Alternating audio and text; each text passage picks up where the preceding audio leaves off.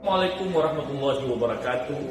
Saya Rudianto Lalong, Ketua DPRD Kota Makassar dan juga adalah Ketua Dewan Pendidikan Kota Makassar, ingin mengajak putra-putri Makassar untuk mensukseskan dan mendaftar sebagai peserta didik baru tahun ajaran tahun 2020 mulai dari jenjang TK, SD, dan SMP melalui daring tanggal 1 Juli sampai 3 Juli.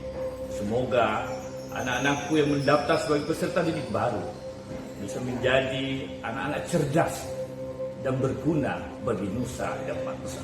Assalamualaikum warahmatullahi wabarakatuh.